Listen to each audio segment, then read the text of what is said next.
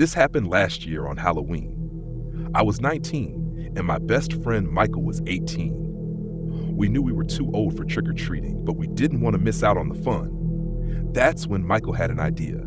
There was this old abandoned house near mine, and we had always talked about exploring it. We figured Halloween was the perfect night to finally check it out. We waited until it was dark and until most of the trick-or-treaters were gone. Then we grabbed a couple of flashlights and headed over.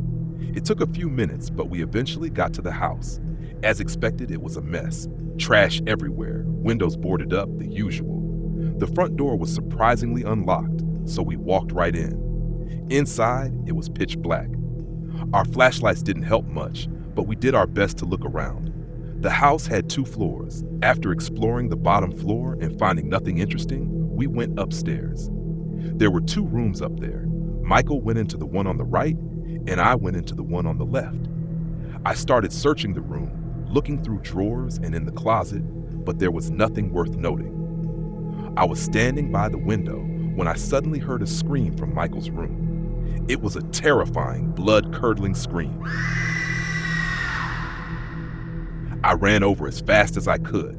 At first, I couldn't see anything, but when I pointed my flashlight into the back corner, I saw Michael. Someone dressed in all black with a Halloween mask had him in a chokehold. Michael's face was red, and I could tell he was struggling to breathe.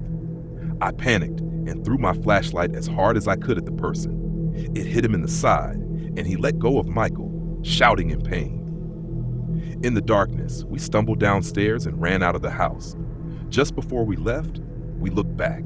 In the upstairs window, we saw 3 figures, all wearing the same Halloween mask, watching us.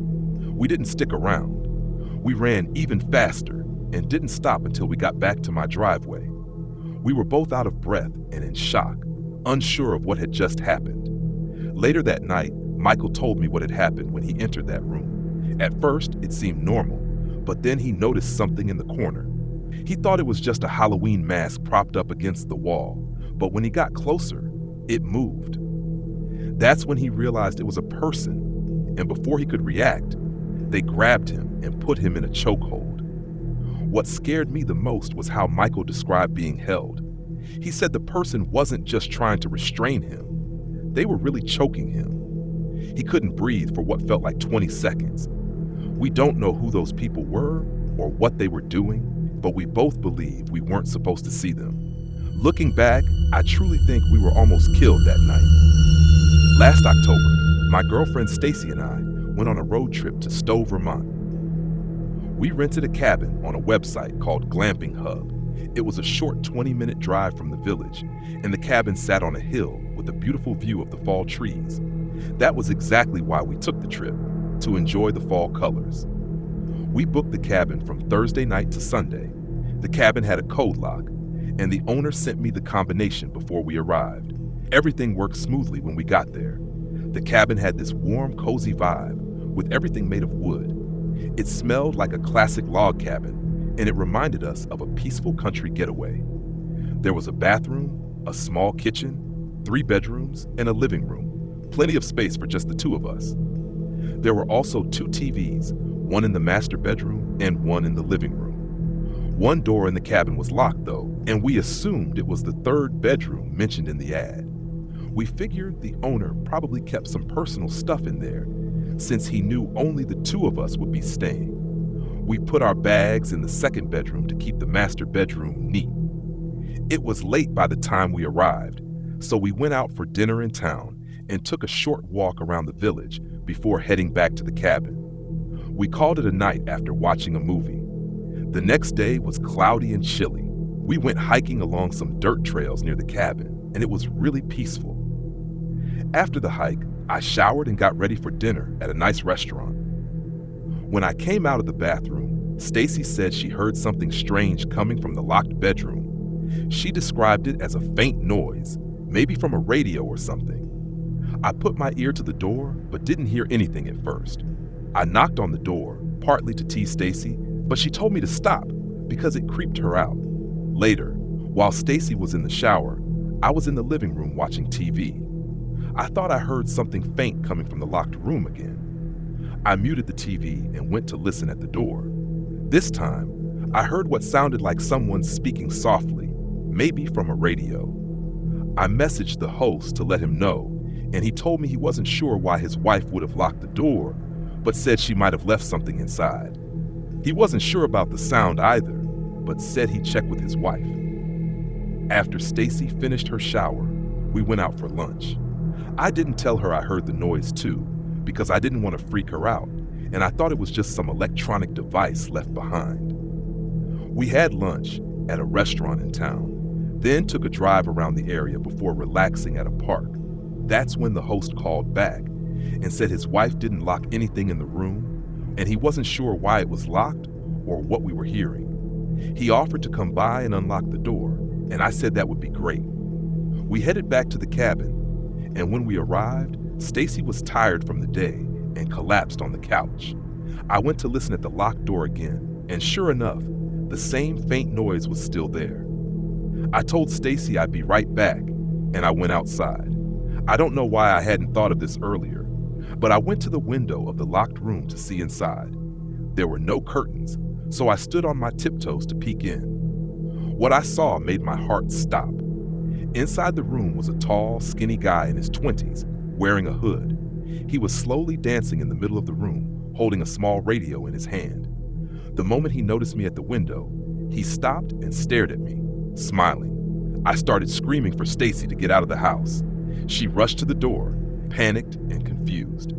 I told her to get in the car. I grabbed our bags, leaving a few things behind, and we sped off. I called the host and told him to call the cops because someone was in the house. An hour later, while we were sitting in town, the host called me back. He said the police checked the house, but no one was inside. However, they found several empty bags of chips under the bed in the locked room, which meant someone had been staying there. We went back to grab the rest of our stuff and worked out a refund with the host and the website. We didn't stay there after that. We found a nearby motel and stayed there until Sunday, then went home. I still can't shake what I saw through that window. That skinny guy dancing in the dark, it's haunted me ever since. The thought that he was in that cabin the whole time, even while we were asleep, still gives me chills. Last October, my friends and I decided to check out a haunted corn maze in Oak Hill, Ohio. It was said to be the best maze around, and we were excited. I won't mention the name out of respect for the family that runs it. I was with my friends Joe, Carl, and Cody. We always do haunted houses and mazes every October. While we were in line, we overheard some kids talking about how the maze had to shut down one night the previous year because a kid got hurt by one of the workers. They said someone dressed up in costume actually pushed a customer, and they had to close down for the night. That definitely made us a bit nervous, like maybe the actors here went a little too far with their scares. Once we got inside, it felt like a typical haunted corn maze. It started off slow, with actors jumping out from behind the corn and creepy sound effects playing in the background. There were Halloween props everywhere, adding to the spooky vibe. At one point, we came to a split in the path. There were two signs, one pointing left saying "this way to safety," and the other pointing right saying "danger, keep out." So we split up. Cody and I took the left side, the so-called safe path. As we walked, we figured the safe side would probably end up being scarier, and we were right, sort of. We turned a corner, and there was this guy in a weird costume standing there holding a pumpkin. His outfit was all black, and he wore a strange, blank white mask that only had eye holes, no mouth or nose holes. He didn't jump out or make any noise. He just walked toward us, holding the pumpkin, and motioned for us to take it. We laughed, thinking it was just part of the act. In a deep, raspy voice, kind of like Batman, he said, "Take it, please." We kept walking, still laughing, but he followed us, repeating, take it," in that same deep voice. At first, it was funny, but then it started to get a little creepy because he wouldn't stop. After following us for a while, he suddenly said, "Take it, or I'll kill you." At that point, I wasn't sure if he was still acting or just being overly aggressive, but I decided to take the pumpkin from him. As soon as I did, he stopped following us.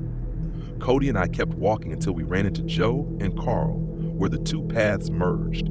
They saw me holding the pumpkin and asked why I had it. I explained what happened, and we all laughed, agreeing I should just keep the pumpkin as a souvenir. As we continued through the maze, another actor came up to me and told me I couldn't steal the pumpkin. I told him I didn't steal it, that a worker gave it to me. He asked which worker, and I described the guy in the black costume with the white mask. The actor seemed confused and asked where I saw him. When I told him it was on the left path, he just walked off without saying anything. That definitely threw us off a bit, but we moved on. We finally reached the end of the maze, and once there was enough light, I got a good look at the pumpkin. I realized the top of it had been cut open. Curious, I grabbed the stem and pulled off the top. Inside, I saw something at the bottom, but at first I didn't know what it was. I thought maybe it was food or something. But when I picked one up, I realized it was a severed human finger. There were about 9 more inside. On the side of the pumpkin, someone had drawn eyes with a black marker, and underneath it said, "Always watching," with a creepy smiley face next to it. My friends and I freaked out. We ran to the nearest worker, who was just as confused and scared as we were. She called for her supervisor, and he ended up calling the police. The whole maze was shut down, and the police came to investigate. They took the fingers, but as far as I know, no body was ever found to match them. We left that night unharmed, but it was a terrifying experience, one that left us all shaken and haunted for a long time.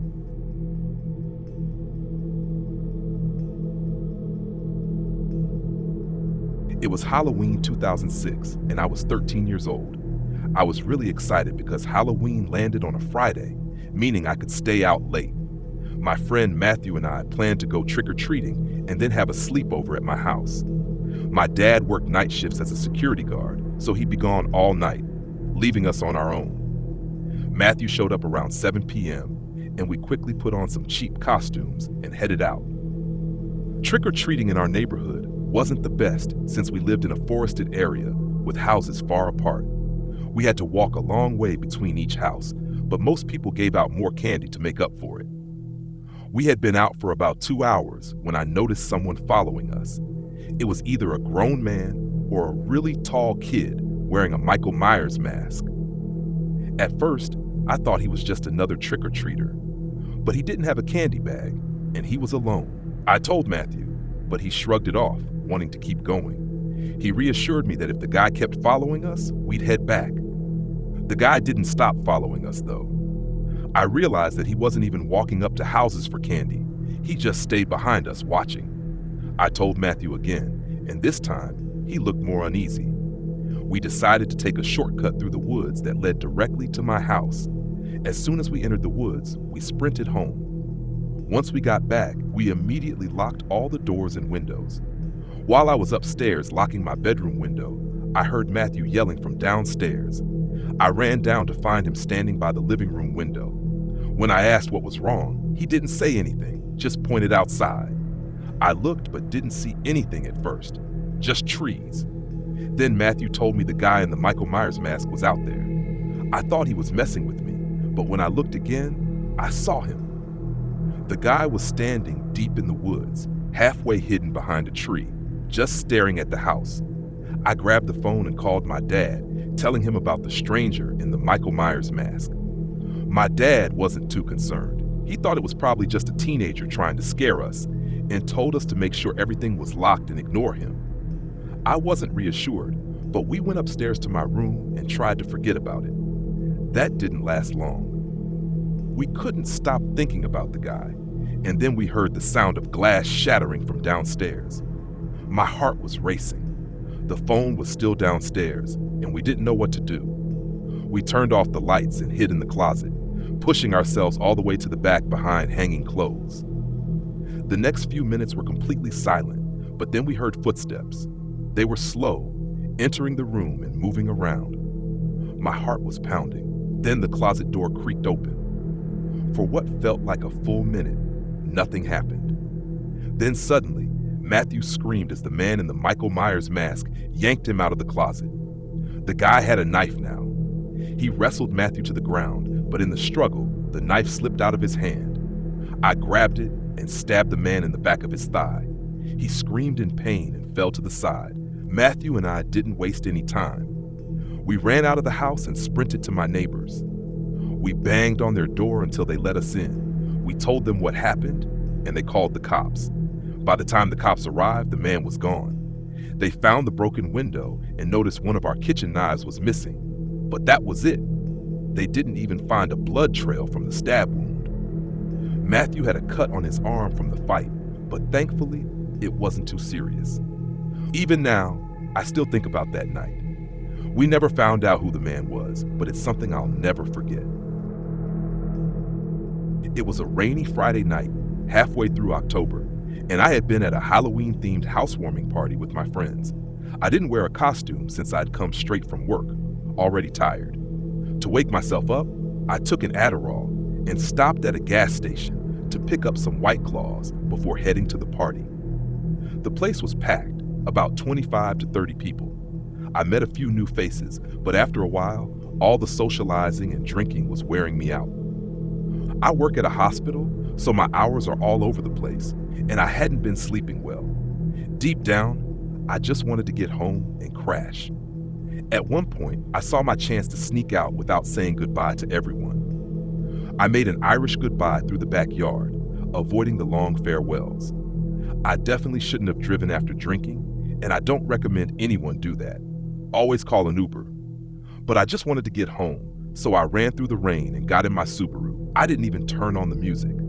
I just wanted the quiet, to listen to the rain hitting the windshield as I drove down the empty residential streets. As I was driving, I spotted a girl walking in the rain. No umbrella, no jacket, nothing. She stopped walking and stared at my car as I got closer. I let out a sigh, debating whether I should stop or just keep going. My better side won, and I pulled over. I rolled down the window and asked if she needed a ride. Without saying a word, she opened the door and got in the back seat. I asked her where she was heading, and she said, "Just down to the end of this road." So I started driving. At the second stop sign, I asked her why she was out in the rain. She replied that she was in a hurry and didn't want to call a cab. I made a joke about how expensive cabs and Ubers are, trying to lighten the mood, and introduced myself. "I'm Jake," I said. She looked at me and said, "Ali, thanks for picking me up." After that, we didn't talk much. I kept driving down the road, and soon I saw a dead-end sign up ahead. I stopped at the last stop sign and asked, "Is it past the dead end?" She didn't answer. Halfway through the intersection, I glanced in my rearview mirror, and my heart dropped. She wasn't there. I slammed on the brakes, whipped around, and looked in the back seat. She was gone.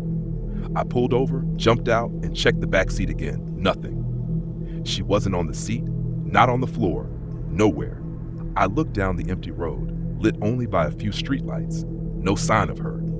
The car door hadn't opened. I didn't hear it, and there was no way she could have gotten out without me noticing. In her seat, it was completely dry, even though she'd been out in the rain. I stood there in the rain, stunned and confused, my mind racing. Then I noticed something to the right of the car. There was a fence, and beyond it, a cemetery.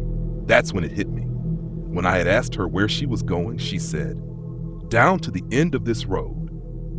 I stared at the cemetery, standing at the end of the road. I quickly got back in my car, turned around, and drove home as fast as I could. I don't think I was drunk enough to have imagined all that.